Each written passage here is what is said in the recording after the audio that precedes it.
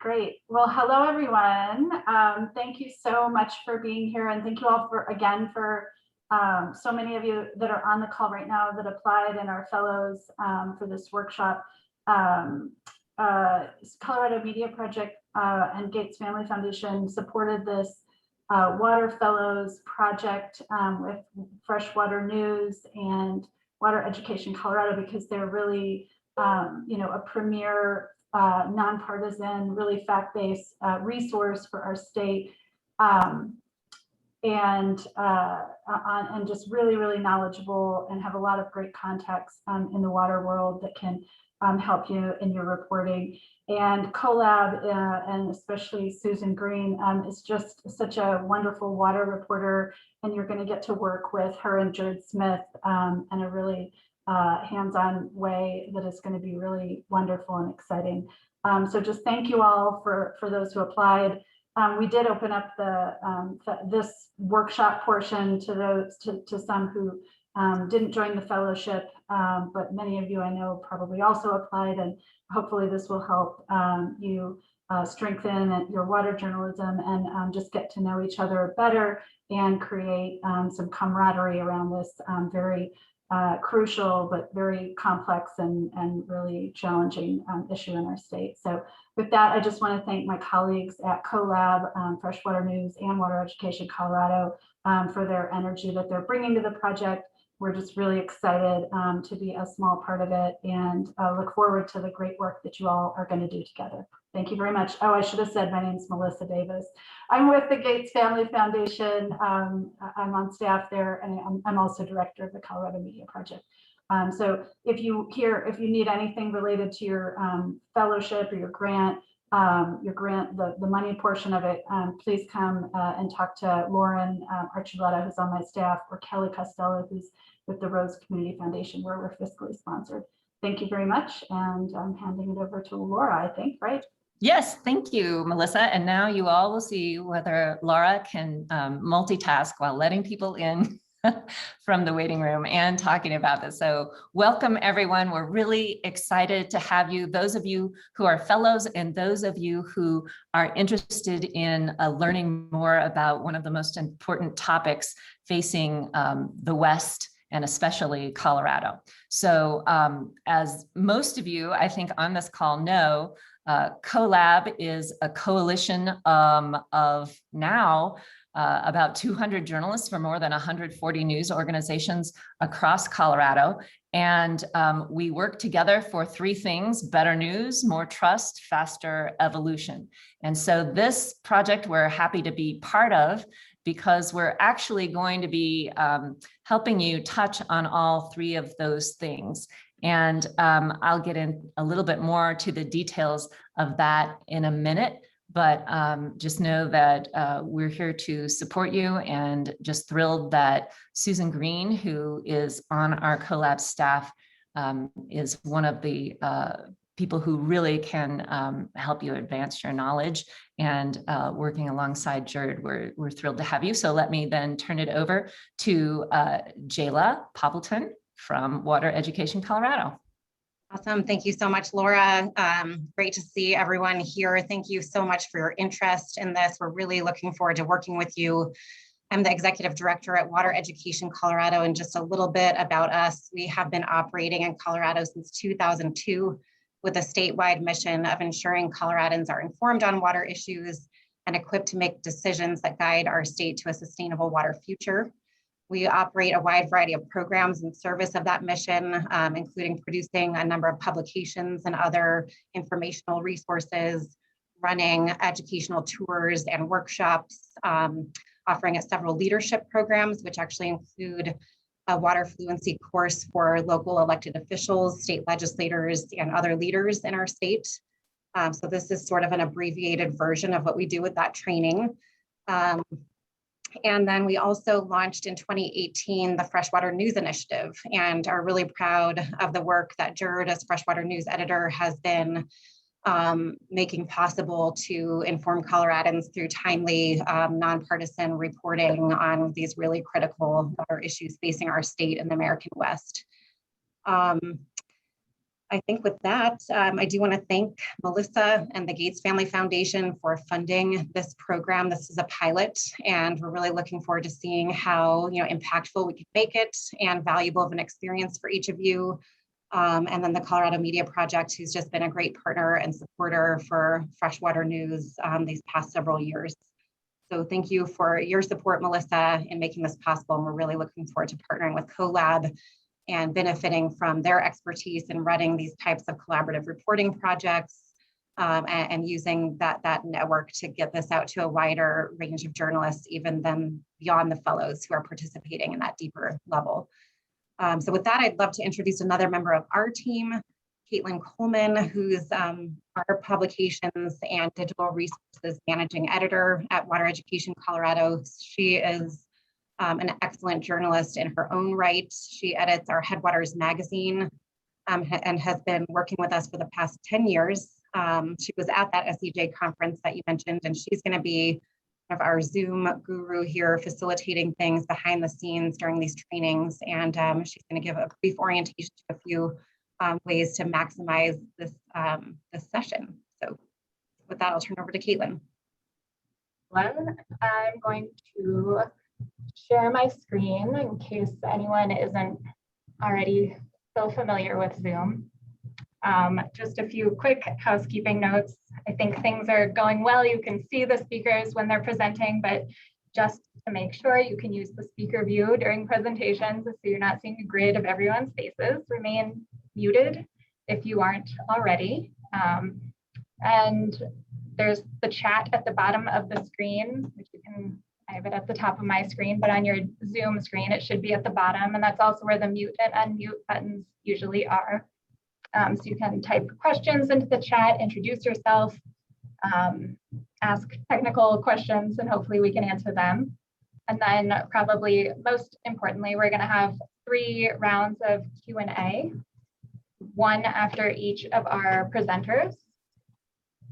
So to ask questions, you can type them into the chat again, or you can raise your hand or just speak up and, we'll see you and you can ask your question, but it's only 5 minutes, so be mindful of everyone's time.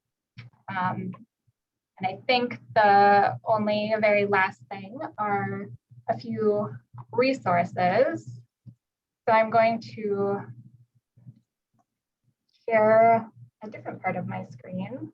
You can see we're going to be putting resources on Google Drive, which is in a folder that you already should have access to, the Water Fluency for Journalists folder. So far, we've added your agenda to session 1, but we'll be populating these folders with agendas, the presentations from today and the future sessions, and also resources lists so you can click around and access great information beyond the sessions today.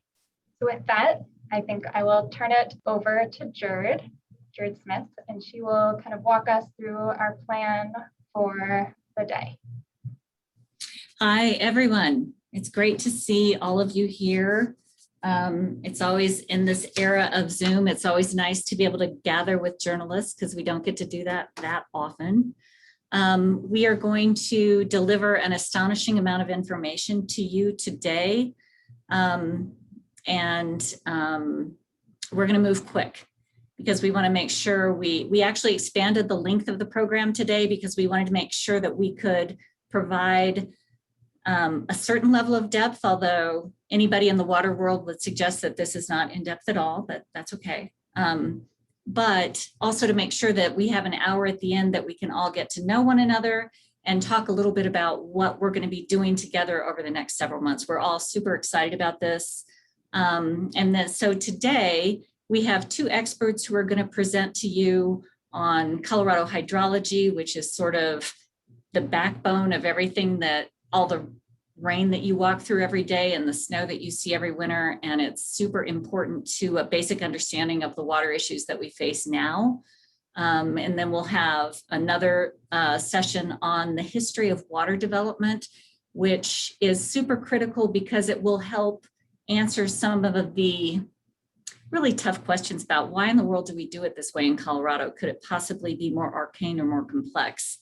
And in reality, there are really good reasons why they do it, but they're not widely known. So we'll go through that. And then I will jump in and do a roughly 30-minute session. And I mean, we're going to be moving at the speed of light, unfortunately. But what our goal is to provide you guys with enough information that you can begin to understand why, when you're out in the field and somebody's water has gotten cut off in an irrigation ditch and the rancher is wandering around mumbling about that 1863 water right. What the hell, you know, what is that about, and why is that? So you're not going to walk out of here water attorneys, obviously, but we do want you to walk out of here with all the tools that you need to understand a water story when it walks in the door in your newsroom. We also wanted to, you know, because we're talking about water law, we're talking about hydrology, we're talking about history, we're talking about water quality. And it can seem super hairy and super detailed, but in reality, every water headline that you've seen in the last 6 months has to do with what we're going to be talking about today. Whether it's the emergency releases from Flaming Gorge Reservoir, or whether it's a really successful pilot program up in the Yampa that is showing us how to, that we might for the first time ever actually be able to reoperate our massive agricultural irrigation systems to achieve meaningful savings and to add flexibility to that huge agricultural water system that dominates here in Colorado and across the American West. So that is our goal today. And then, of course, once we get through at 3:30, we'll take a super quick break, and the fellows will come back, and all of you other curious journalists who are with us for the workshop will sign off, and then we will spend the next hour with you fellows talking about what we're going to be doing over the next several months.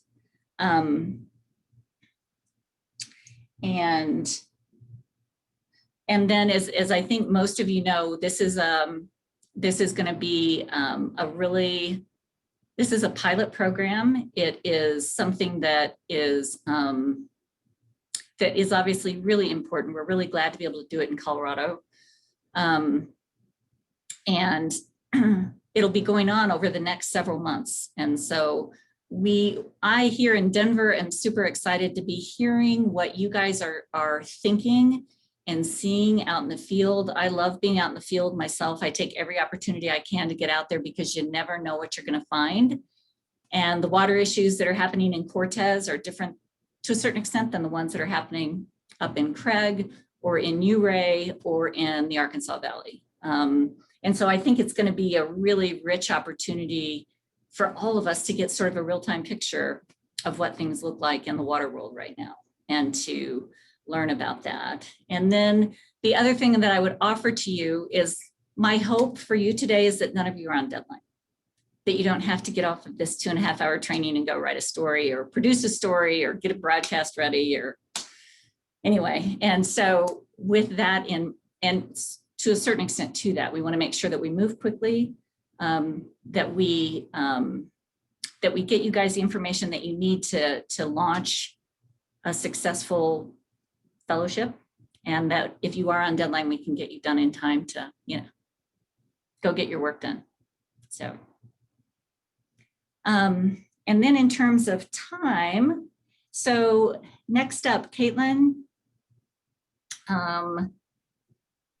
Before we go on, I'm monitoring the chat. This is a registration. You needed to register, and I don't know, Caitlin, if you've been letting people in, but people have been getting in that I have not let in. So I just need to know who Catherine Russell and Gigi and. Here's our next speaker. Okay, great. All right.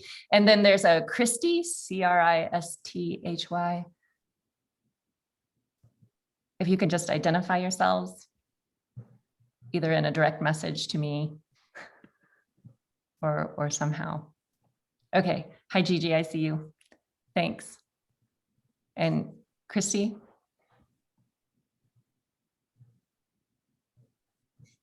Okay. I'll work on that and you guys can go on. Sorry to interrupt. Go ahead, Caitlin.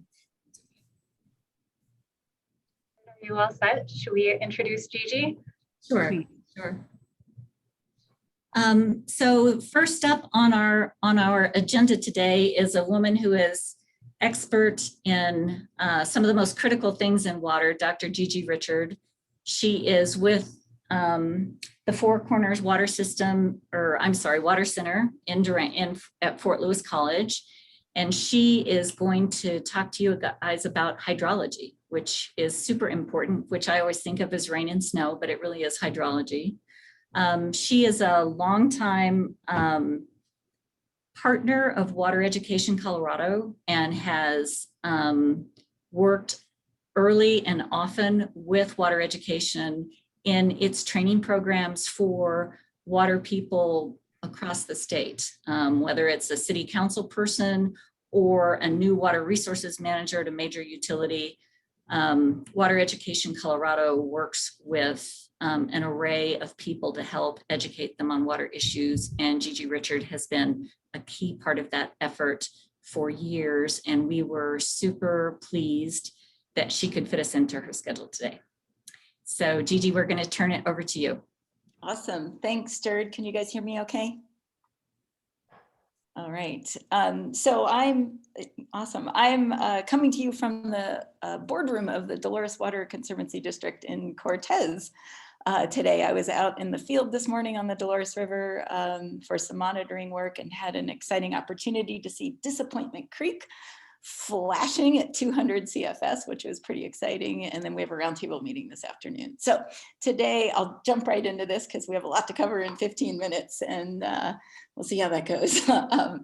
What we're going to talk about today is where does our water come from? And our first picture here is a little hint of where we're going to start. But before we get started, any event or presentation that we do at Fort Lewis College, we begin by acknowledging the ancestral lands, the ancestral people of the lands, the ancestral and modern day people actually of the lands that we reside on. And Fort Lewis College is in the San Juan River watershed. And I like to add to that our land acknowledgement that it is also to think of it as a watershed acknowledgement, because precipitation that falls anywhere on our continental land surface flows to a river. In most indigenous cultures, water is life, water is us. We are all literally 2/3 water. And so the water that is in our rivers that we drink and we use is part of us as well. And so I think acknowledging the land where our precipitation falls and it flows into our streams and we use it, we should be acknowledging the water and the watersheds. And the peoples of this land were the Ute, the Apache, the Pueblos, the Hopi, the Zuni, and the Dene or Navajo. And it's important for us to acknowledge this because we have been telling the story of this land from a colonial perspective, and we're trying to shift that perspective at Fort Lewis College. So I'm going to start off with a really basic concept, which some of you may go, oh yeah, I know that. But I think it's important for us to just kind of get our heads wrapped around this and start thinking in a water paradigm. So in the water world, we don't use the calendar year, we use the water year. And the water year starts on October 1st and it goes through the end of September. So we currently are in the 2021 water year, which began October 1st of last year. In October of this year, we'll start the 2022 water year. And that's because if we think about where our water comes from, it comes from our snowpack, and that the significant portion of our snowpack begins to accumulate in October. So our snow accumulates through the fall into the winter, peaks usually end of April, and then starts to melt and declines throughout the summer.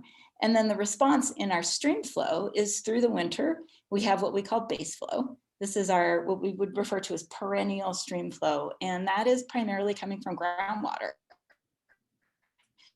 A few times throughout this presentation how critical groundwater is to the hydrology of our river systems. So we have our base flow that's primarily provided by groundwater flow in our perennial rivers. that then begins to increase as the snow starts to melt. And usually the flow in our streams peaks late May, early June, and then declines over the course of the summer. And then sometimes, like this year, we have some great monsoonal peaks from the precipitation from the monsoons.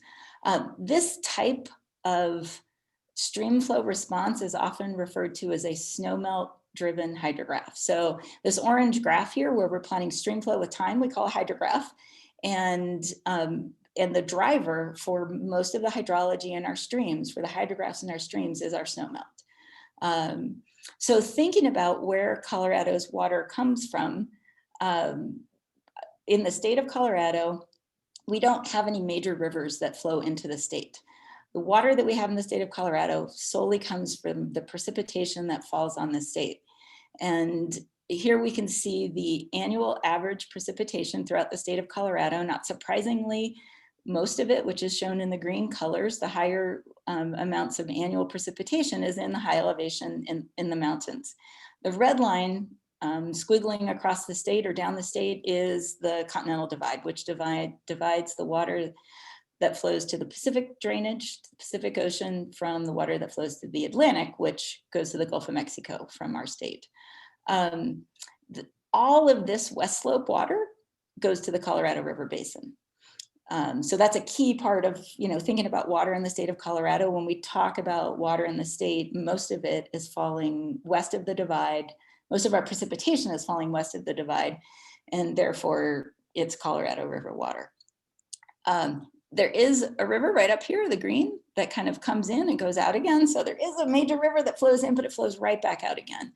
And it picks up at the Yampa in the meantime. And also the Little Snake River flows into the state from Wyoming, but a big portion of the headwaters is actually in Colorado.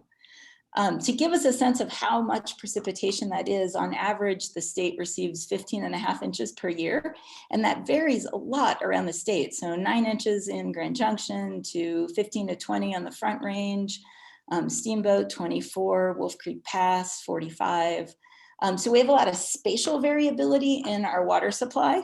And then also we have a lot of temporal variability in our water supply. So if we were to look at precipitation gauges around the state, some places get more of their precipitation in March, less in June. So we have variability in both time and space in our water supply.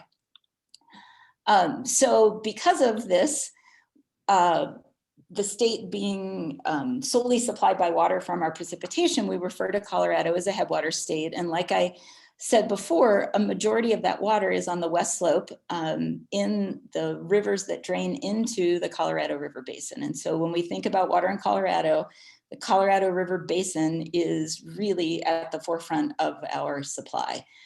In this diagram, the width of the arrow is proportional to the amount of water that flows in that river per year. So you can see the widest arrows run there west of the Continental Divide.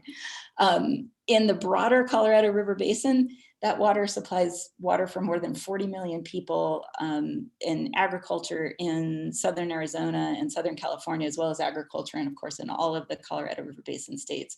So it's as we all know, it's a critical key river for the West.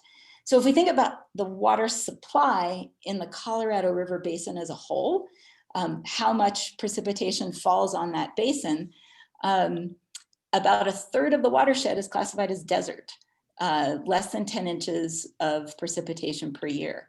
And 84% receives less than 20 inches per year. And you think about that, that's not enough water to grow most crops. Right, so 84% of the Colorado River Basin receives less than 20 inches per year. And that leaves only 15% of the drainage area that's really providing most of the runoff. And most of that area is in the high altitude regions of Colorado. There's a little in Wyoming, a little in Utah, some in Arizona, a little bit in New Mexico. But Colorado is really the big driver. And there are 4 basins in Colorado, the Upper Colorado, the Gunnison, the Yampa, and the San Juan, that produce on average 55% of the annual runoff of Colorado River. I think, the state of Colorado, we are the water supply for the Colorado River Basin.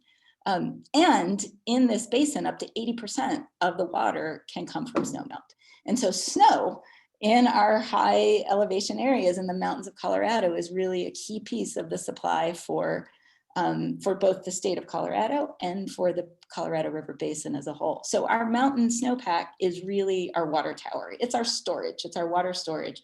And most of our supply, our precipitation, falls as snow in the winter, is stored in the mountains. It melts in the spring, becomes our runoff. We store it in reservoirs so that we have the water when we need it. We divert it into canals, so we have it where we need it. And we use it for irrigation, for drinking water, and for watering our lawns, washing our cars, flushing our toilets, all of the things that we do with our water. So I'm going to take a little bit of time now to step our way through how we get from snow to stream flow. And that is actually a much more complex process than we often think. Oh, snow melts, and it's up in the stream, right? But the reality is the pathways that it take can really vary. So if we look at a hill slope where we have our snowpack, and then we have water in soils, and then we also have water in our groundwater. And the difference between these two is that in the groundwater, all of the spaces between the soil particles is completely full of water and there's no air. And so as the snow melts, it melts from the top down. Solar radiation is a key player. Temperature and wind also play a role. It melts from the top down. The water percolates through the snowpack. It hits the soil surface and it infiltrates into that soil water, percolates down through the soil, makes it to our groundwater. That groundwater flow then flows to our streams. This is one of the slower pathways to get water to the streams, and that's how our snowpack, the snowmelt process starts. Once more snow melts, then can infiltrate into the soil, we start to get runoff. Happens a lot faster. That's when things ramp up and we get towards our peak flows. As you can start to picture, what's happening with the soil surface, the vegetation, the types of soils, the underlying geology, how dry these soils are, all of that's going to play a big role in how that snow makes it to the streams. And I'll look at a quick example in a little bit of why 2021 has turned out to be such a dry year. And that's related to this lack of soil moisture from last year. So we had to fill that sponge up before the water could make it to the streams. Some confounding factors are that if we always lose snow to sublimation, which you can think of that as our snowpack evaporating, going straight from solid to vapor, and windy, dry conditions can amplify that. And then other factors are layers of dust on snow and rain on snow. So all of that can confound and change how our snowpack transitions to stream flow. I know I just have like 3 more minutes. So I just want to show you real quick, just to get us thinking about like how we measure this and what these graphs look like. So throughout the Western US, we have what we call snow telemetry stations or SNOTEL stations. This is a picture of one from up in the Yampa Basin. There's a pressure pillow that measures the weight of the snow. So we're measuring the water in the snow. And just to give you a sense, these are the SNOTEL stations in the Yampa Basin and the white. So the light blue is the White River and the dark blue is the Yampa. And what we see is the accumulation over the year. So this is a graph that shows the median for this basin, accumulation of snow through the winter, peaking end of April, and then starting to melt. And the red is the lowest ever measured on record, and the blue is the highest ever measured. So this kind of gives you an idea of like the average range of snow accumulation through the winter. And then if we move downstream, go to the Maybell gauge on the Yampa River, here's the actual stream gauge. That gives you a sense of the watershed that is all this water is flowing from. And then we have a median hydrograph. So this is the base flow from October. So we're starting the water year, right? Base flow through October, peaking in late May, early June, and then declining. And I mentioned temporal variability. So let's take a look at what happened between last year and this year. So in 2020, in the summer, we had some particularly dry months. It was hot, it was dry. We all know we had August of 2020 deficit is a measure of how dry the air is, how much ability does the air have to like suck moisture out of plants, out of soils, out of rivers, out of lakes, out of our skin, out of our clothes on the clothesline, right? So we had really dry air, and then we had really low soil moisture, so really dry soils. So the combination of these two, along with the lack of monsoons, set us up for really dry conditions as we moved into the snow year last fall. The Colorado Climate Center in their January climate summary noted that we hadn't had a cooler than average month since last April, nor a wetter than average month since last February. So really dry year. Where that landed us in February of 2021 throughout the Colorado River Basin is that our soils were so dry, the first 10 inches of water that melted from the snowpack wasn't going to go straight to the river. It was going to soak into the soils and refill that empty sponge of our soil moisture. And so this is one of the reasons that we were set up for such a low runoff year, which the inflows into Powell this year are the second lowest, second only to 2002, but our snowpack wasn't that low. So I think this is one of the key points I want to, hit home today is that, when we think about Colorado hydrology, like you said, we think rain and precipitation. Yeah, that's super important. But what we're seeing is that temperatures are really important, and also this soil moisture. So where did that land us? So this is a Yampa River example. The black line is 2021. And you can see the red was 2018, the green, I lost my mouse, 2019, the purple 2020. So black is 2021, snow accumulation. And then the hydrograph over here, that beige gray in the background is the median. Here's 2019, 2020 in green, 2018 in yellow, and there's 2021. So a much lower stream flow than we actually expected based on the snowpack, because it was a lot warmer and we had these dry soils that had to had a lot of capacity to absorb all of that water. So take home message here, our timing and distribution of precipitation of our result in really variable stream flow, which affects our water supply. And I hope others will be talking about how we manage that, right? We build storage, we build diversions. That's how we get the water to where we need it, when we need it. So I probably should stop and leave a couple minutes for questions. So actually, let me just make one last point, and that is that, in February, 100% of Colorado was in drought. Now we're just the western half, and thankfully we're having a lot of monsoonal moisture this year. But we are facing year after year of drought conditions, and we're starting to talk about, is our climate really changing? Is this aridification, right? And we're starting to see some new kinds of drought, like, for example, what is being referred to now as a wet snow drought, where we might have normal precipitation, but above average temperatures, which results in abnormally low stream flow, which leads us to a drought condition when we had normal precipitation. So I'll leave it there and see if you have anyone has questions.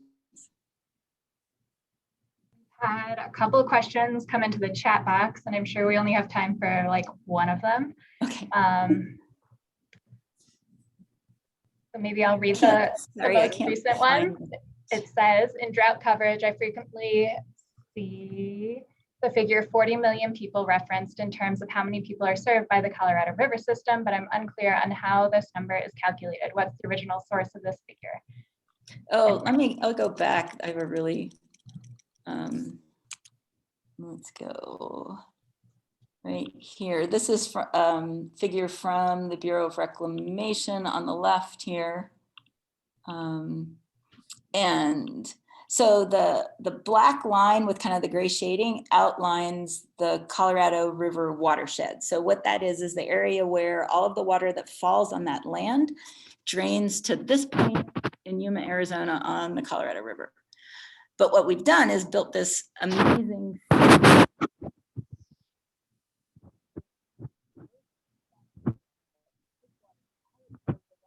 something I think happened with your mic. Gigi, we lost your mic. Oh, no. Can you still hear me? Now we can, yes. No, we can, yeah. Okay, sorry about that. Let's see. So did you hear me talk about this being a watershed? And Yes, we lost you after it came to that point in Yampa. okay. So all of these shaded areas outside of the watershed are areas where we divert water for people. So you can see the 40 million people include LA, San Diego, Phoenix, Vegas, Salt Lake City, Denver Front Range, Santa Fe, Albuquerque, and Cheyenne. So that's where that number comes, as well as all of the people inside the watershed. So it's people outside of the watershed as well. Did that answer that question?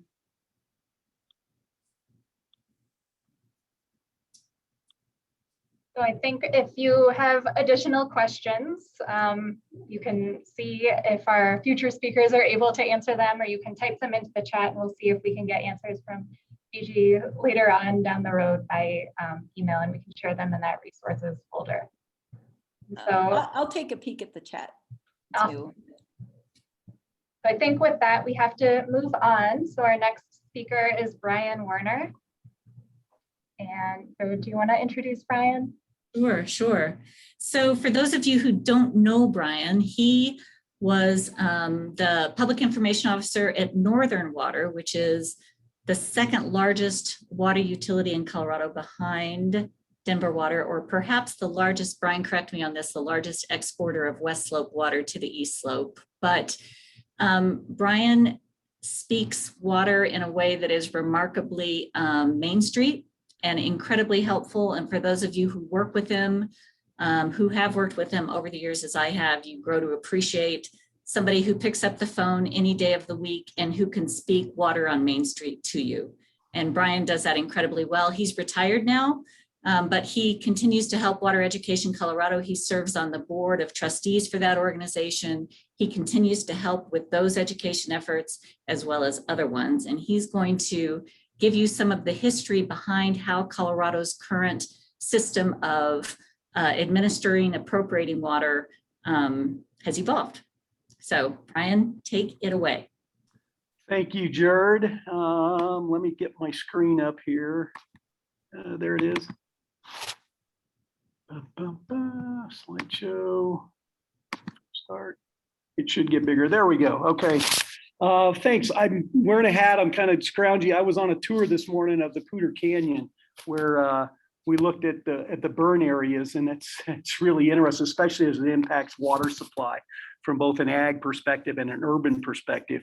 And as I listened to Gigi and I talked to the people about this program, and especially all of you that are involved, and boy, thank you for taking the time to be part of this program. I think it's absolutely essential. And I thought about the way that I've spent most of my career trying to figure out how to tell the water story, which is something you're all involved in, and how to tell the water story in a way that the average person, one, is going to understand, and two, is interested in. And that's sort of the game that we've played. We always used to laugh, water is a dry subject. And a lot of people rolled their eyes when we told that story. And we've gotten much better at how we do that, thanks to many of you people that are in this program. And we want to continue to give you ideas and other thoughts on how you might be able to tell that.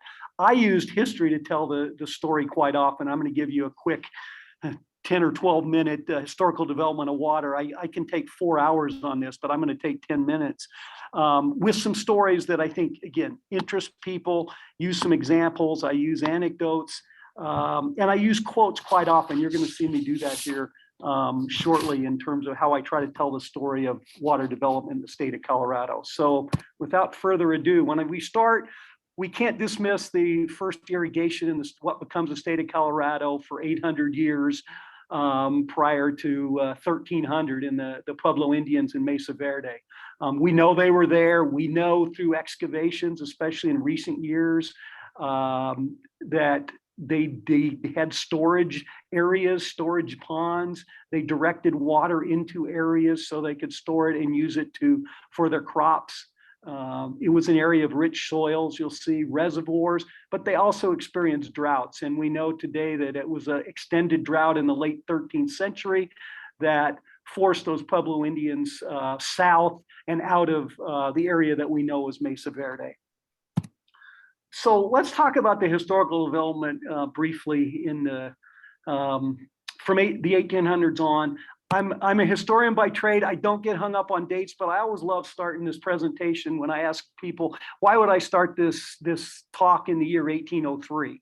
And I've already talked about Mesa Verde. So I always mention that, and I say, what about 1803? And this is 1803, Louisiana Purchase, okay? Thomas Jefferson is president. He doubles the size of the United States in one fell swoop. Sight unseen. He absolutely had no idea what he just purchased, but Napoleon needed to get rid of the territory, and it was a good land transaction. And what does the government do at that point? They send explorers out to the west. Jefferson sends a number of explorers out, many of whom we know today because of those explorations. And he asked them to go out, map the territory, and report back to him and Congress what was out there. Well, what they came back with from their exploration gave rise to what was known as the Great American Desert. It was a barren region. It was treeless. There was a lack of water. And time and again, you see people like Zebulon Pike, who was in southern Colorado, 1807, where he compares them to the sandy deserts of Africa, the vast plains. The first description that compares to the African deserts. And probably more important from a long-term standpoint is Stephen Long calls it a barren region unfit for the habitation of civilized man. But as important from the Long expedition, there was a cartographer, they all had mappers along by the name of Edwin James, who drew up the first widely used map of the American West as part of the Long expedition. I challenge students at times that you can go find the Long expedition map in about 10 minutes, go to the Library of Congress, Long expedition, and it's a nice exercise to have people go find the map of the American West. Right through the middle here, you'll see Great Desert. That's what James labeled it. It became later the Great American Desert, and everything roughly from the west of the 100th meridian from Texas all the way up into the Dakotas was part of this Great American Desert. Mark Twain, one of my favorite quotes, he is coming west, and everybody knows Mark Twain, so you can relate this to people that are just casual readers, if you will. He goes to the Arizona silver mines to join his brother, and on the way he stops at what is the border now between Nebraska and Colorado on the South Platte River. And he says, we came to the shallow, yellow, muddy South Platte with its low banks of scattering flat sandbars and pygmy islands, a melancholy stream straggling through the center of the enormous flat plain and only saved from being impossible to find with the naked eye by its sentinel rank of scattering trees standing on either bank. And the kicker here is what I've listed on this slide. The Platte was up, they said, which made me wish I could see it when it was down, if it could look any sicker and sorrier. There's also John C. Fremont is another famous explorer of the American West. And I use a quote he used on occasion because Fremont came through Colorado on the South Platte River both in 1842 and 1843. And to show the variable nature of the rivers in Colorado, and Gigi alluded to this earlier, he comes through in 1843 and he says, there's a difference in water compared to last year, 1842. The water in the river is so high that crossing it causes great delay. The same stream was hardly knee deep last year. Again, using those earlier explorer quotes to illustrate a key point of water in Colorado. We can have good years and bad years. In fact, in the water business, we always used to say we deal in averages, and there is no such thing as an average year in terms of water. So what happens to change that garden, Great American Desert image? We have the first mass migration of white Anglos to what becomes Colorado, mostly settling along the northern Front Range. And they realize very quickly that if the only image of the American West is of this desert, that they aren't going to be able to attract people to come out. So, and we know that many of those people turned around and went back to where they came from, but many of those who didn't strike it rich, and most of them didn't in the gold mines, settled along some of the streams and start trying to grow crops. And the early supporters of this, promoters, as I call them, William Byers with the Rocky Mountain News, William Gilpin, who kept referring to Colorado as the pastoral cannon of the world, the railroads and land companies who had a vested interest in selling some of the properties that the United States had given them. And one of my favorite stories is Cyrus Thomas, who was a well-known scientist, if you will, developed this rain follows the plow theory, where he, as he says here, it's his firm conviction that as population moves west, the moisture will increase. He came to regret that. He developed that theory in one of the wet periods in the American West in the 1860s, mid 1860s. But it was one of those catchphrases that caught on, and all you had to do was go west and Mother Nature will take care of you. Well, reality was somewhere in the middle, probably closer to that great American desert than the Garden of Eden. We are a semi-arid region, which is categorized as anything that gets less than 20 inches annually. One of my favorite people in all of Western history is this gentleman, John Wesley Powell.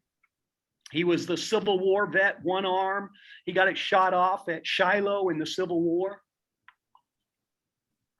And he was also a visionary. He probably saw the American West in terms of how it should be developed sooner and more clearly than anybody else. He's famous for the first river or expedition down the Colorado River in May of 1869. The length of the river takes off from Green River, Wyoming, the very same month that the Golden Spike was laid in Promontory Point in Utah. So May of 1869 is really a key year for the development of the American West, transportation-wise and water-wise. But Powell's principal idea or vision was that we should settle the American West based on watersheds and river basins rather than some of the lines that he saw us, the United States, developing at the time. In fact, one of his best quotes was, "You're piling up a heritage of conflict and litigation over water rights, for there is not sufficient water to supply the land." He said this in 1893. He got booed off the stage. This was at an irrigation congress in LA. I always said he was probably a century ahead of his time. One of his ideas was to create a federal agency that would do studies in the American West to determine where the water was, and then we would settle where the water was as opposed to settling wherever we wanted to and bringing the water to those people. So his idea is really a precursor of what becomes the Bureau of Reclamation in 1902. And that's the federal agency that helps develop the American West. Two quick stories about Colorado water law, which are kind of fun and interesting, and I think help illustrate the fact, some of the facts of Colorado water law. The doctrine of prior appropriation. I know, Jared, you're going to talk about this, so I'm not going to go into detail. But the origins of this doctrine, which came to be known as the Colorado Doctrine, were right here in northern Colorado. The watershed moment, as I describe it here, July 15th, 1874. It was an extremely dry summer. There were forest fires raging in the mountains, which I find interesting given our situation today. And the downstream farmers in Greeley, Union Colony, saw their ditches go dry, bone dry. They went upstream and saw that Fort Collins farmers had plenty of water, were irrigating their crops. They called for a meeting of the two sides. They met at a schoolhouse near present-day Windsor. The Union Colony folks show up armed. Many of them were Civil War vets. There was lots of name calling to begin this meeting. Eventually, cooler heads settled the situation. They calmed it down. They prevailed. They realized that there better be some kind of solution or people would keep moving upriver to get ahead of the next person for their water right.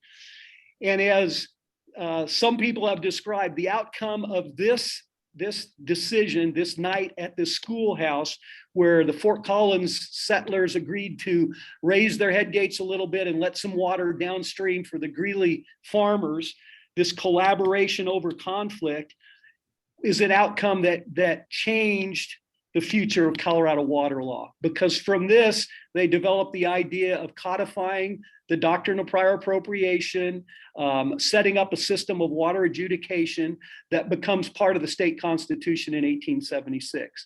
So this meeting in 1874 has some huge significance, and it is the reason that the Poudre River is a national water heritage area today, because of the development of water law throughout the American West.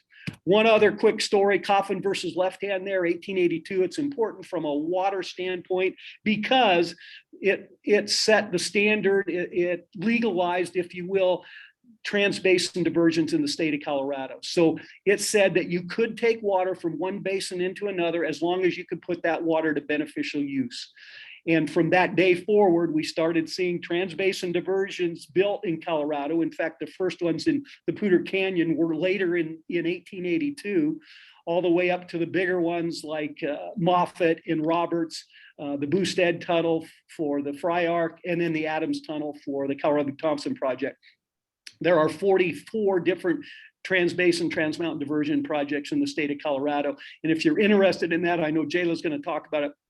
They have a great citizens guide on trans-basin, trans-mountain diversions, the Water Education Colorado, that I recommend you all keep as a reference guide, if nothing else. And the last thing I'm going to talk about, the infrastructure. I like to tell people that we take water infrastructure for granted. We do, we know that.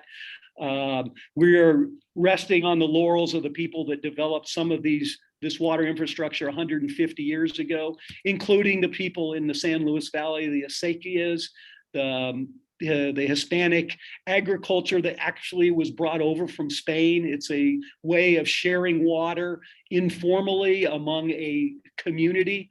And in this case, a method for allocating water in the upper Rio Grande and San Luis Valley. And from a historical standpoint, 1852, the San Luis People's Ditch, San Luis community had been developed in 1851. In 1852, they created and built the San Luis People's Ditch, which is the oldest continuously used water right in the state of Colorado. So kind of neat to have that figure and that date in your back pocket. I mentioned the Bureau of Reclamation. I want to end with 1902 and the Reclamation Act. And if you don't know much about it, it's worth understanding it to some level, because that federal agency helped develop water projects throughout the 17 Western United States, including a number in Colorado. The Uncompahgre project was the first near Gunnison, the Grand Valley project near Grand Junction, and obviously the Colorado Big Thompson and the Frying Pan, Arkansas projects that bring Western slope water into Eastern Colorado. Huge agency that you at least ought to be aware of. The last thing I'm going to mention is I've given a water bibliography to the people, and they're books that I really think that you ought to know about in terms of if you're interested in this game we call water. And with that, I will let it go and see if there are any questions.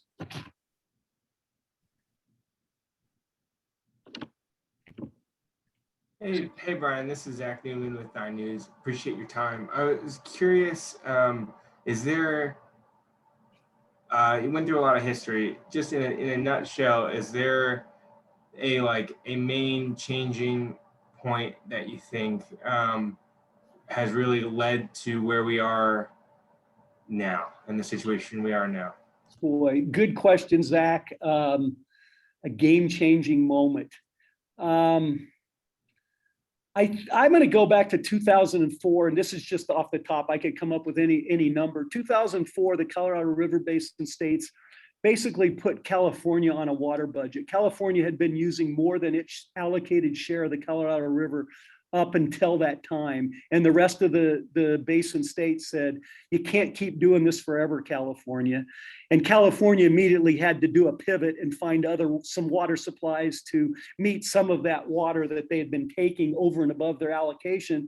And I think at that point, it caused the other 6 basin states to look at what their allocations are and how they're going to be using water in the future. And it's led to this whole, if you will, I don't want to say a game we're playing, but the new guidelines, and every basin state is looking at, with a drier future, what do we do with our allocation? What happens when we get to that point that we have to start cutting back water supplies, and who gets cut back first?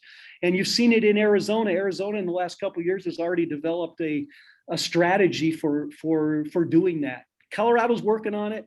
As I told somebody this morning on the tour, I'm the optimist. I always have been. We've got some good people, not only in Colorado, but throughout the Western US states that are working on these issues. And I think we'll find a way to develop supplies. So I'm going to say 2004 from a basin-wide effort in the Colorado Basin. I hope that helps a little bit.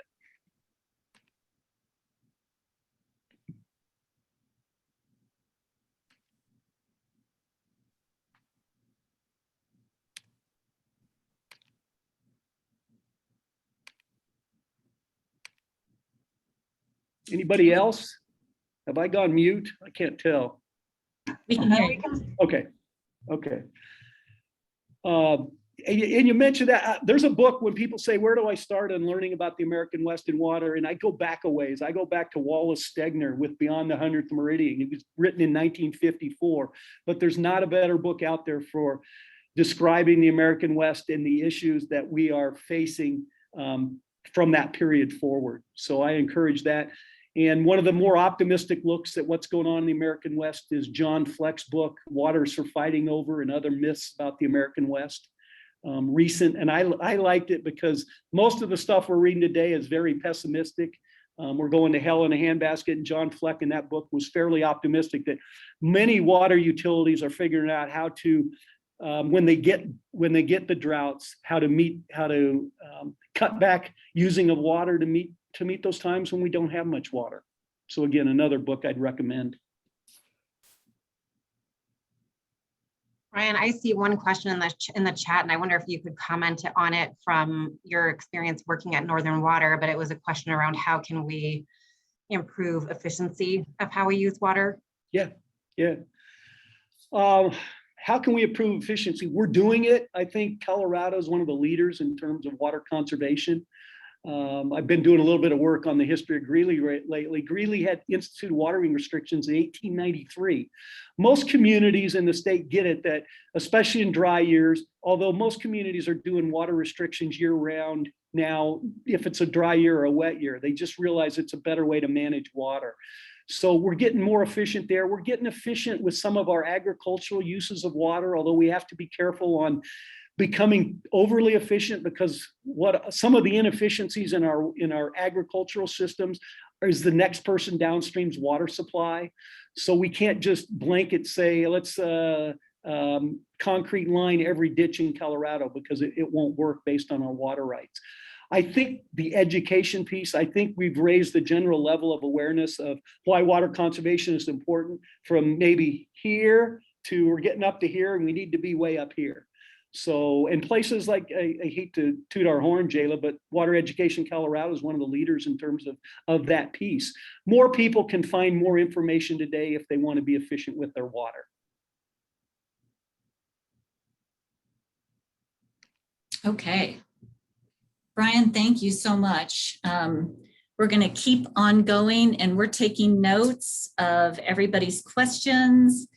And I am going to share my screen with you guys now. And we are going to start talking about water law and administration and water quality and all the agencies who play a role in all of this across the state. And we're going to start with some fairly basic stuff.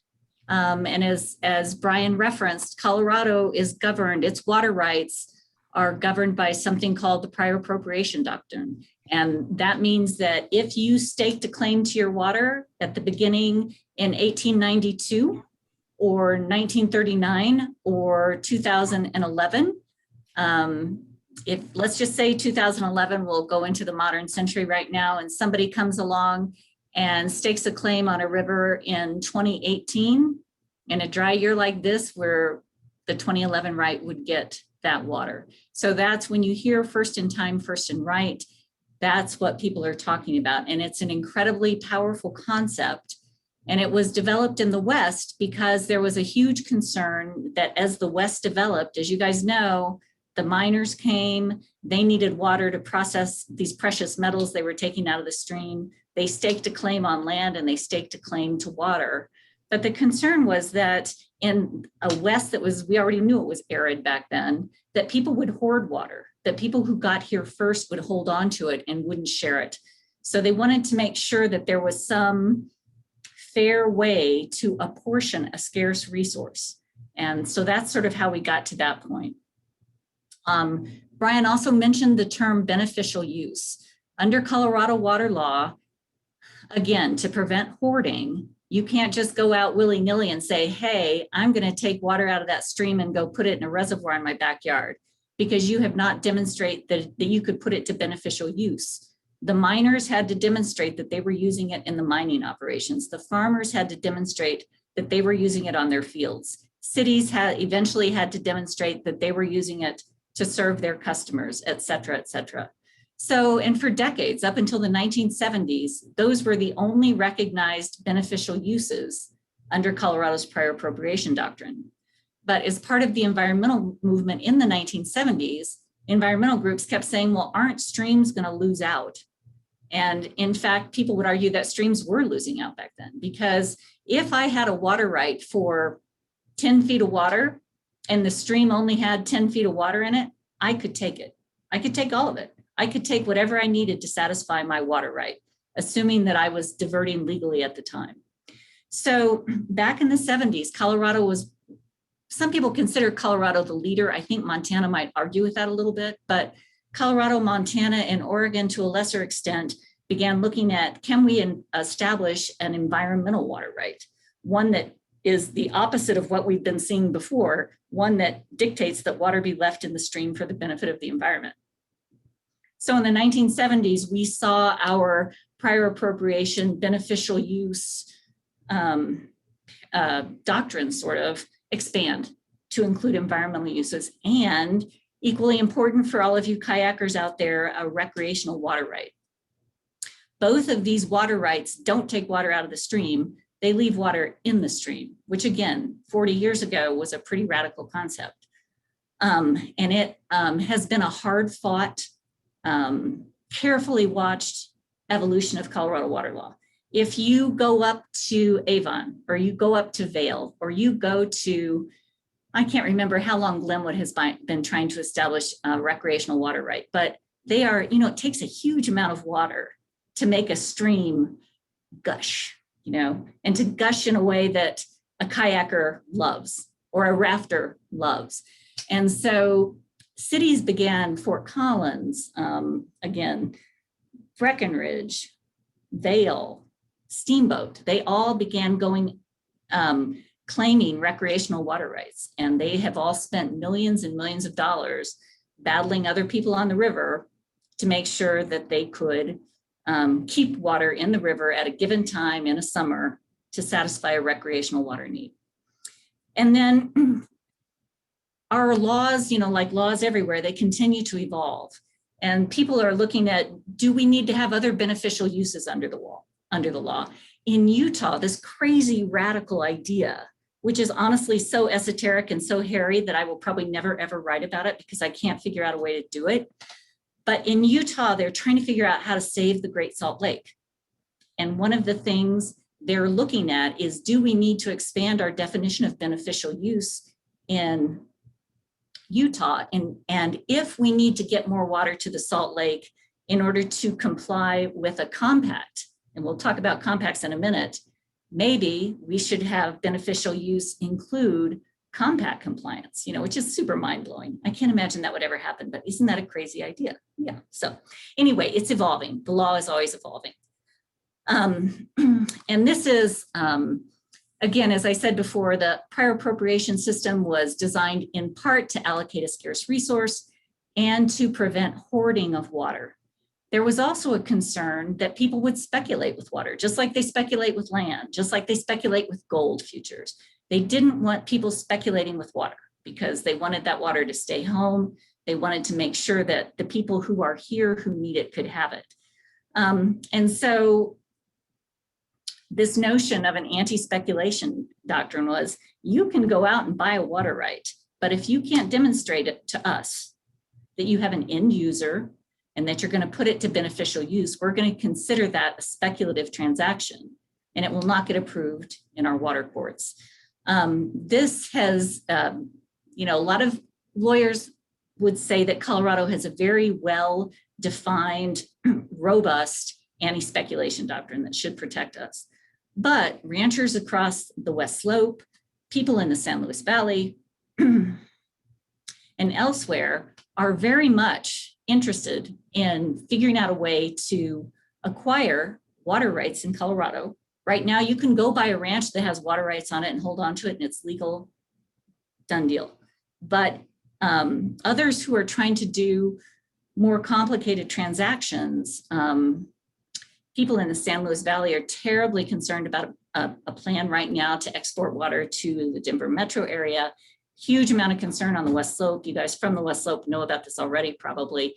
Huge amount of concern that these hedge funds and investment banks that are buying up ranches out there plan to sell the water off those ranches at some point, or equally concerning to a bunch of people is the idea that they would get paid millions of dollars to lease the water temporarily. So Colorado lawmakers are, as we speak, looking at whether we need to dramatically strengthen our anti-speculation doctrine here in the state. And it is tricky. It is very tricky. And so to think about a water right, just to have a basic understanding of what the components of water rights are, will help you guys unravel many of the questions that'll come up when you're out reporting in the field. And so it's important to understand that a water right is separate from land. You can buy a piece of land and it won't have a drop of water with it. And so that's a key notion, and it's considered a private property right. But it doesn't actually, you don't actually own the water. You only own the right to use the water. And the water itself is actually a public resource that's held in trust by the state.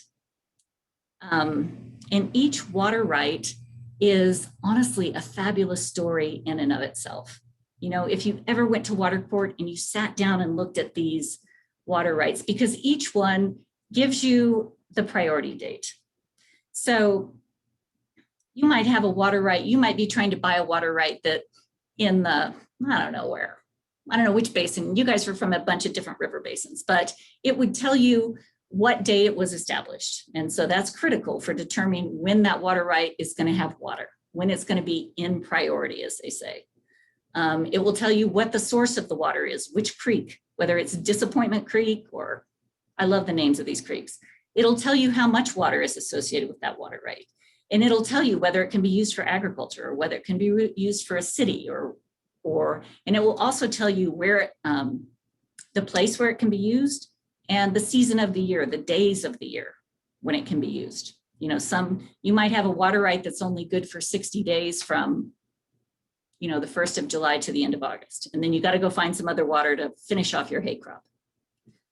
And water rights, as I said, they are considered a private property right. They can be sold, like a piece of land can be sold. And you can acquire a water right in a number of ways. You can go out and buy a water right that has already been, as they say, perfected. And that means that we know how much water is associated with it. We know what its historical consumption has been, blah, blah, blah, blah, blah.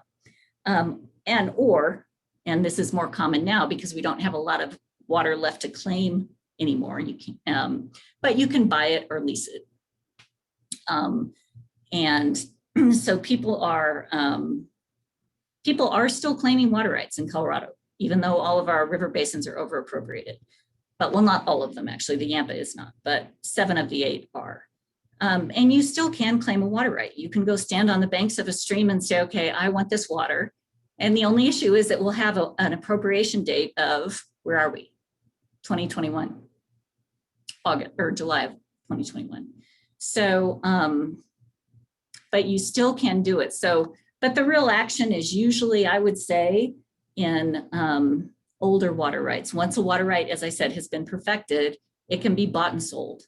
And when you're out in, I don't know how many times I've been standing in a field somewhere and a rancher will tell me the only reason I got through 2004 was because of my 1895 right. I would never have gotten through because I was like one of 2 people in my water division whose water right was in priority that summer.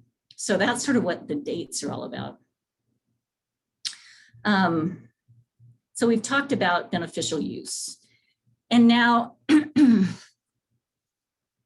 I'm going to talk to you about something I really don't want to talk to you about, but we really have to. And it's something called a return flow. And God help you if you have to use that term in a news story like ever. It's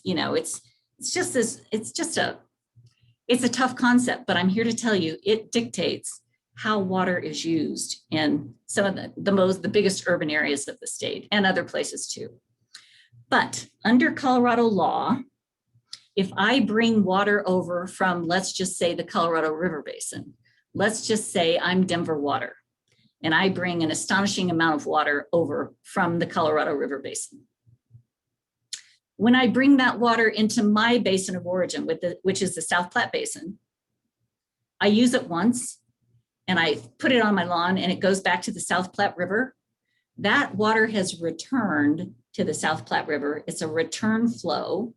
And because it came from a different river basin, Denver Water can continue to use it to extinction. If my water originates in the South Platte Basin on the South Platte River, down here in Confluence Park,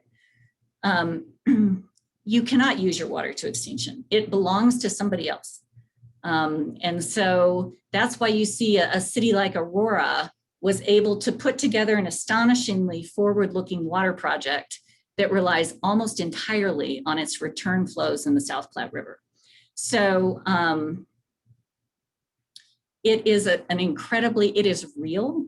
It's a real physical thing, and return flows are a huge deal in the water world, and you will hear a lot about them everywhere. And we talked about this a little bit earlier, that there are some water rights that are not about diversion, right? There are water rights that are about keeping water in stream. And Colorado, as I mentioned, in the 1970s, established an environmental water right. And then in 2001, they established their right for recreational, they're called RISs, recreational in-channel diversions, but it's water for a kayak course, for instance.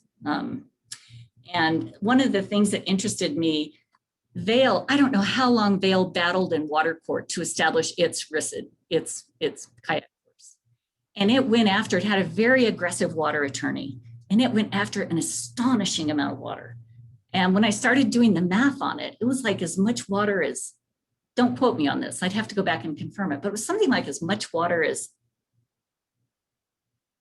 Denver used in a year or something like that. I mean, of course it was all staying in the stream, but what that means is that if I have a water right above that recreational right, or if I have a water right below that water right, I can't take my water out necessarily. I mean, it depends on the date of your right and all that stuff, but I can't necessarily take it out because of that recreational right.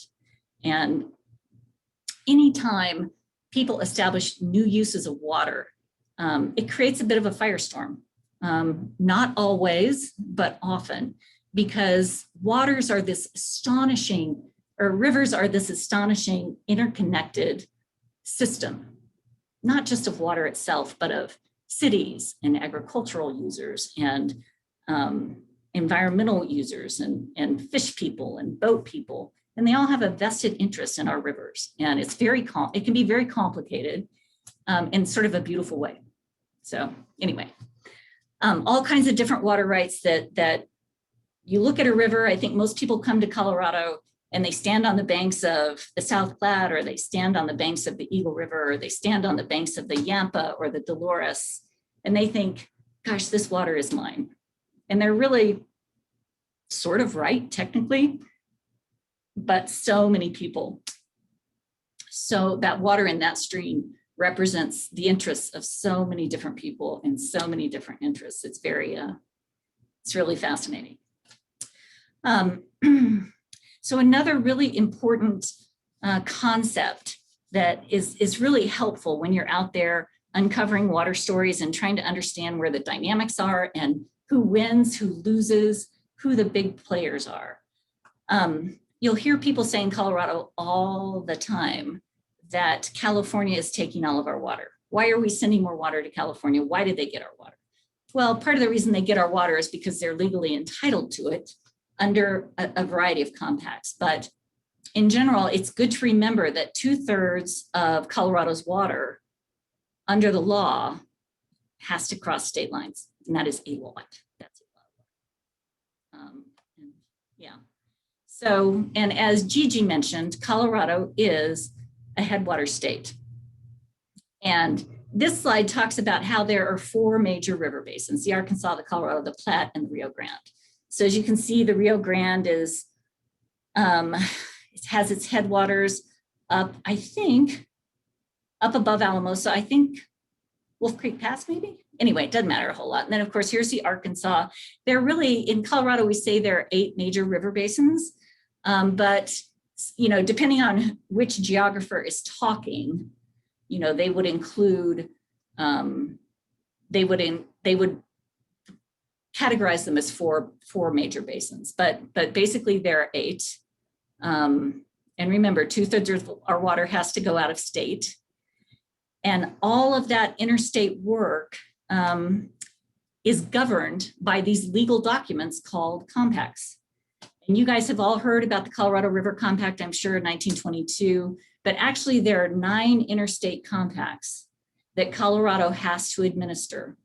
And it's not just Arizona saying, yo, will you go out there and manage our water for us? Many of these have been battled all the way up to the US Supreme Court and back.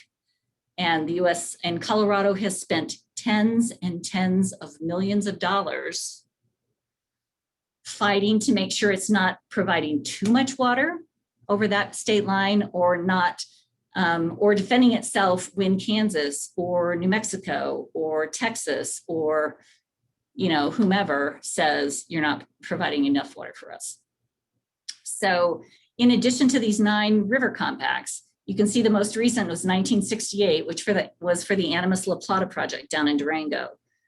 But in addition to these, there's something called these equitable apportion decrees. And again, you may have to write about them, but maybe you won't. On the other hand, if there's another multi-million-dollar settlement with the state of Kansas, you're going to have to write about the Republican River Compact. Just saying. So these compacts have cost the state a lot of money, but if there is, the interesting part of it to me is that it has forced Colorado to really develop its ability to measure water and to hone its hydrological approach to how it's managing water, especially in these really critical, watersheds at these critical points where, because if there's a compact call, just like you hear on the Colorado River, if New Mexico says we're not honoring the Rio Grande Compact, which it has, we have to make it right. And it's expensive and it hurts a lot of people in the San Luis Valley. So as I mentioned, Colorado has these 9 compacts. In state, water rights are carefully examined.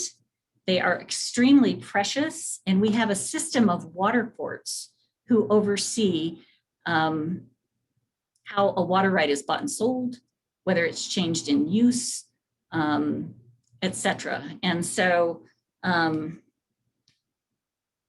this is a look at all there's a water court. So within the 8 Colorado River basins, there are 7 water courts. Like, I know we have somebody on the one of our fellows I know is from Greeley.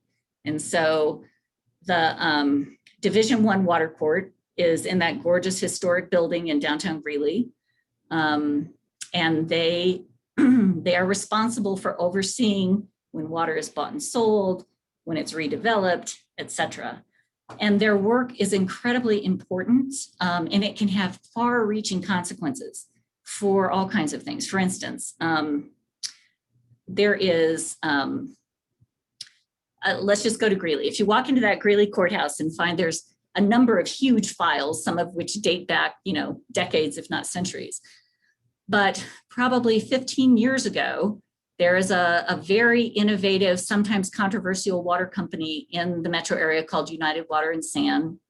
and it was developing a very interesting water project. It bought a big ranch up on the South Platte River, and it wanted to convert that water to municipal use so they could pipe it down here. And they bought what they thought was an astonishing amount of water. And it looked like a lot of water on paper. But by the time they came out of water court, by the time all of the other users in that reach of the river had looked at the historical consumptive use records, blah, blah, blah, you know, they walked out of water court with a lot less water than they had to begin with. So these are the kinds of machinations that occur in water court that will have absolute on the ground consequences. Whether you live in Castle Rock or Cortez or Craig, water courts have an astonishing amount of power. And you get nowhere in water court without a water attorney, a water engineer, a hydrologist, and an array of players.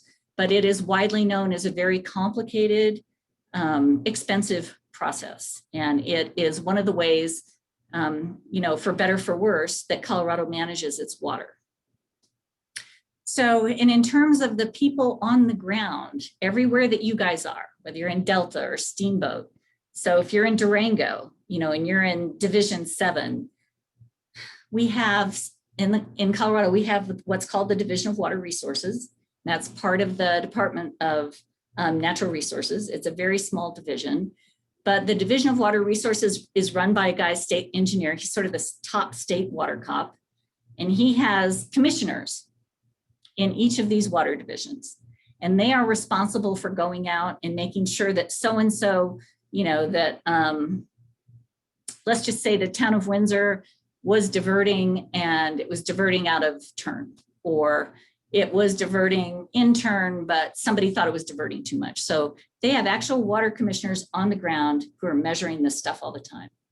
And back in the day, you know, 150 years ago, they were called ditch riders because they rode horses up and down the ditches to make sure that farmers were getting what they needed and that one head gate was getting turned on while another one was getting shut off.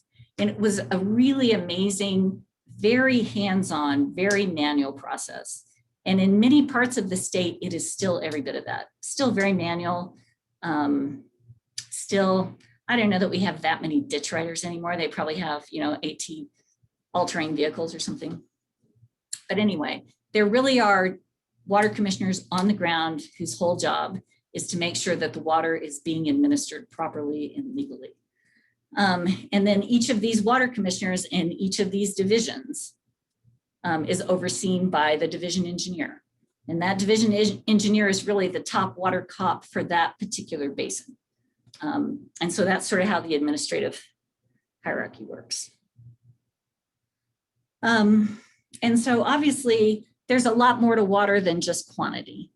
And Colorado, like everywhere else in the US, like everywhere else in the world, more people are using water. Water gets reused in a stream naturally in a way, but there are, you know, major issues with water quality that go hand in hand with supply. And in Colorado, these are just a couple of the major laws that govern water quality. One is the federal law, the Safe Drinking Water Act. There's another one called the Clean Water Act. The US EPA and the Colorado Department of Public Health and Environment are responsible for administering these laws and sometimes issuing permits under these laws. And water quality is, to me, an astonishingly complicated topic. And it is sort of the untold story of our day. You know, we're focused on the Colorado River right now, and we're focused on drought, and we're focused on climate change. But, you know, I don't know, I'm sure none of you are from Idaho Springs, but, you know, Idaho Springs had a lead in its system that got into huge trouble with the state. You know, most of us were focused on the public schools down here in the metro area having lead in the water as a result of these corroded pipes. But really that story is across the state. Go to Pagosa Springs, go to Paonia.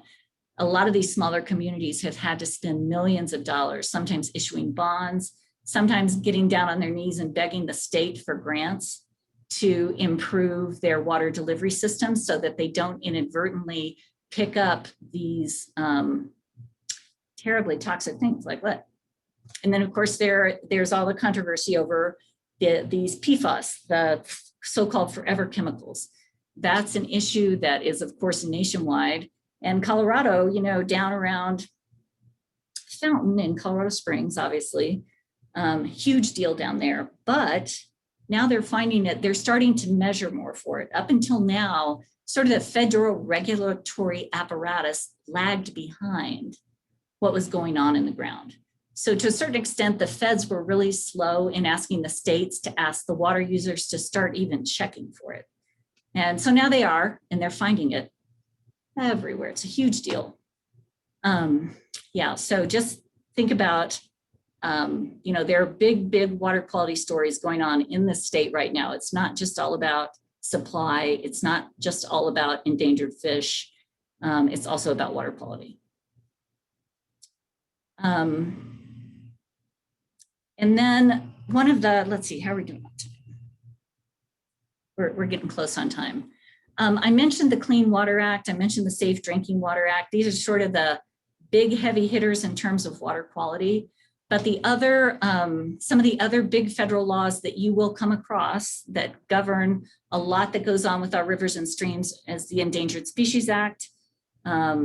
So Colorado water utilities spend millions of dollars a year because if they don't keep the South Platte River healthy and the Platte River healthy as it flows into Nebraska, if they don't keep the Colorado River healthy as it flows through the 15-mile reach out past Grand Junction and goes down to Lake Powell, they can be turned off. You guys have probably heard the stories of the Klamath Basin where they actually turned farmers off because they were not providing enough water for endangered fish. It's a real thing. It's not going away. And obviously that problem is getting worse as climate change reduces stream flows.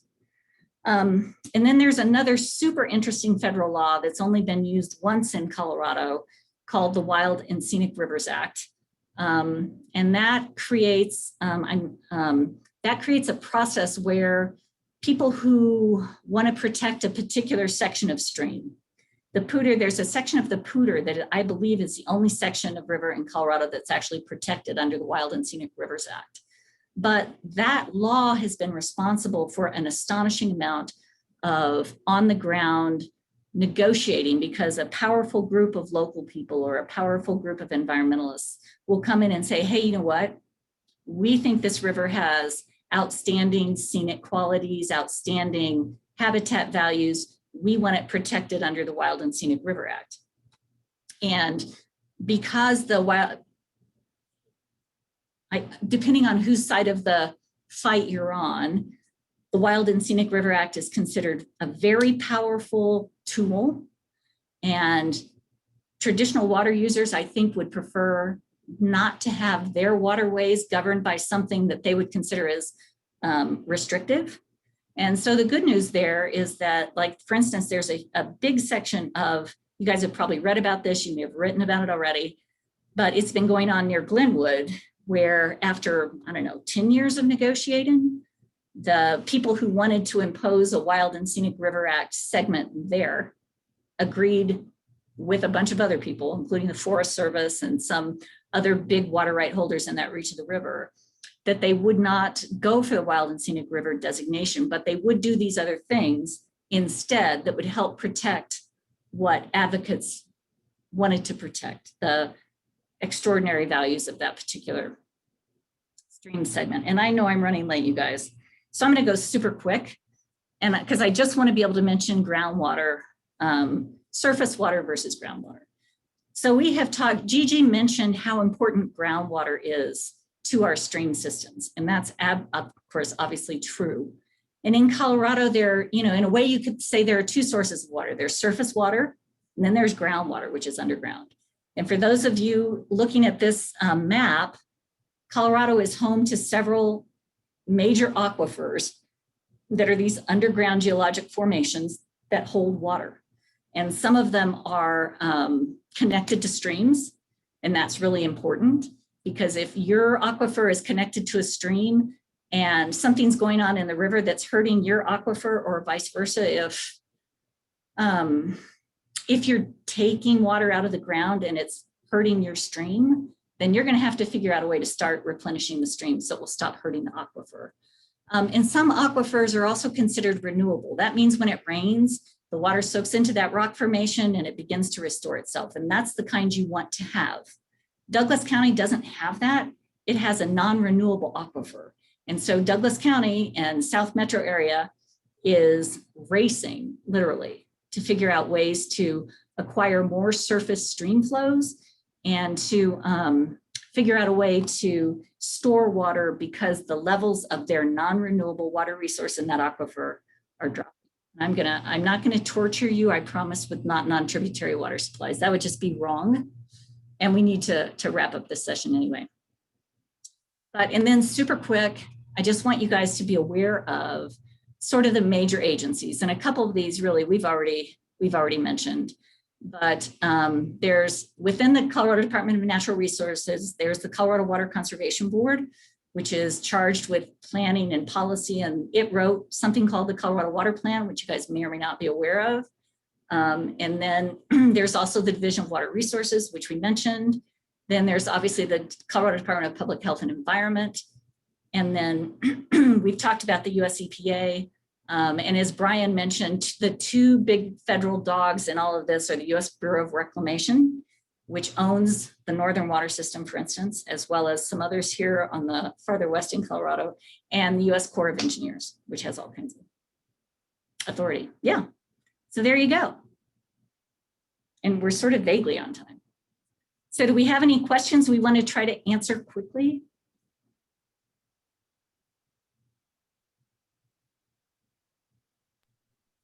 Okay. Sure, just really quickly, I have a question. We covered, as you warned us, a lot of ground in a very short amount of time. Folks will be able to access the video of this. Is there a way to access the slides? Yes. So we have, we're creating a Google Drive for the fellows, and all of these presentations will be made available on that Google Drive. Great, everyone can note that. Yeah. Caitlin has actually already started loading them, so Gigi's is already in the folder. Jared, I do see one quick question here from Joe in the chat that maybe you could address. He says, sure. I've been told by water managers that more water goes to Nebraska than is required by the South Platte Compact in most years. Is that true? If so, is the South Platte overappropriated? So the South, and Brian, feel free to jump in with me on this. More water does go to Nebraska in some years when we have an exceptionally wet year. And sometimes it's an extraordinary amount of water, but not very often. For instance, during the 2013 floods, amazing amounts of water went to Nebraska in excess of the compact. Correct, Brian? Yeah, Jared, I had sent a quick a separate note to Joe, but yes, in most years it's over appropriated. In most years, water goes downstream to Nebraska, and it has to do with this function of the return flows and everything. But that's one of the reasons that we're still looking at some storage on the South Platte River in those really wet times, like September of 2013. Let's store some of that water while we can, because we know we're going to need it during that next dry period. My understanding, Brian, is also most of that water is way downstream, close to the state line. So it's a matter of, again, the timing and location of the water in comparison to where the water is in demand and how to move it from one place to another if they can't capture it until way downstream. But it's really the city urban centers that need the water. There's a whole process of how would you get it back. Yeah, you're spot on, Jayla. You're exactly right. And that's one of the issues. It's too expensive to pump the water back from the Eastern Plains to the Front Range cities. Exactly. Yeah. Okay, well, with that, and to keep us on time and to keep us moving, I vote that we adjourn our educational session. Thank you to everyone who joined us today. We hope this was of help to you. And obviously, if we can be of any other help, please let us know. And for the fellows, take a quick break and be back in 2 minutes, 3? No, you can have 5. Yeah, but we'll see you shortly.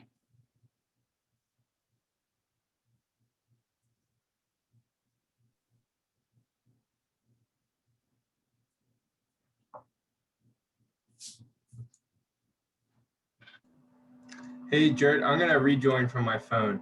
Okay, just to let Okay, great.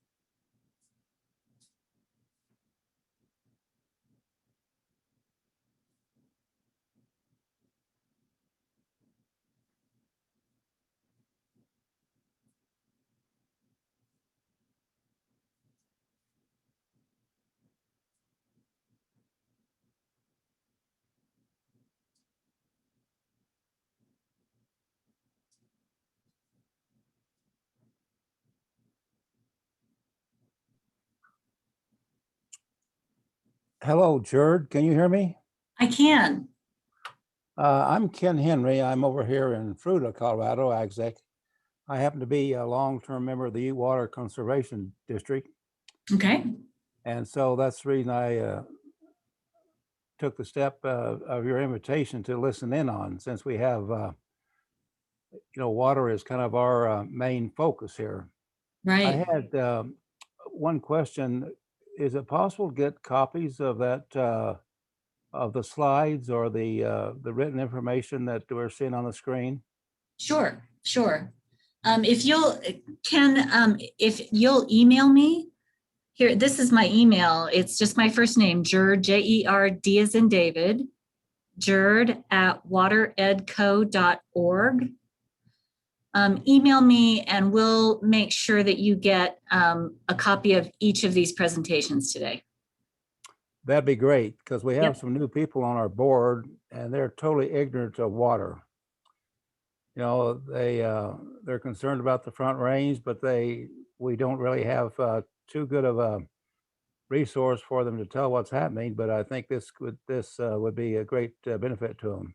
Yeah, And absolutely. then the other question I was early in the presentation, there was a question, I believe, in terms of what were the more important dates in terms of water for Colorado? Did I understand that right? Yes.